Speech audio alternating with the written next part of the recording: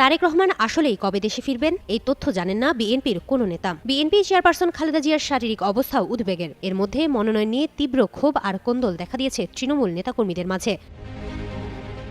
আসন্ন জাতীয় সংসদ নির্বাচনকে সামনে রেখে বিএনপির ঘোষিত কিংবা সম্ভাব্য প্রার্থীদের নিজ নিজ এলাকায় ব্যাপক সক্রিয় দেখা গেলেও দলটির সামনে কার্যত এই তিনটি বিষয় এখন বিশেষ চ্যালেঞ্জ বা সংকট হয়ে দাঁড়িয়েছে।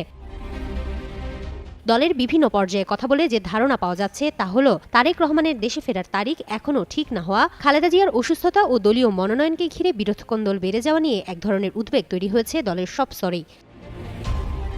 স্কিন শুষ্ক রুক্ষ হয়ে যাবে বলে কি বাইরে যাবে না? জাস্ট 1 2 3 4 করো, স্কিনটাকে রিভাইভ করো। বিশেষ করে লন্ডনে থাকা দলের ভারপ্রাপ্ত চেয়ারম্যান তারেক রহমান কবে দেশে ফিরবেন কিংবা শেখ হাসিনা সরকারের পতনের প্রায় 15 মাস পরেও তার ফিরে আসতে বিলম্ব হচ্ছে কেন তা নিয়ে নানা ধরনের আলোচনা চলছে দলের ভেতরেই। উদ্বেগ দেখা দিয়েছে দলের চেয়ারপারসন খালেদা জিয়াকে কেন্দ্র করেও। দলের পক্ষ থেকে উদ্বিগ্ন হওয়ার মতো কিছু হয়নি বলা হলেও তা দেশজুড়ে দলটির নেতাকর্মীদের কতটা আশ্বস্ত করতে পেরেছে তা নিয়ে সংশয় আছে।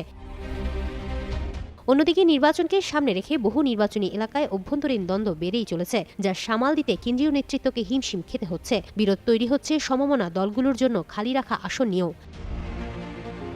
রাজনৈতিক বিশ্লেষকরা বলছেন খালেদা জিয়ার উপস্থিতি বিএনপির জন্য বড় শক্তি এবং সে কারণেই তার স্বাস্থ্য নিয়ে কর্মী সমর্থকদের উদ্বিগ্ন হওয়াই স্বাভাবিক। কিন্তু তারেক রহমান কেন এখনও ফিরছেন না সেটি বলা হচ্ছে না বলেই নানা ধরনের আলোচনা ডালপালা মেলেছে। এসব তথ্য তুলে ধরে একটি প্রতিবেদন প্রকাশ করেছে বিবিসি বাংলা। হিমাতুল জান্নাত, যুগান্তর নিউজ। সবার আগে সব খবর পেতে চ্যানেলটি সাবস্ক্রাইব করুন এবং ফলো করে বেল বাটনটি চাপুন।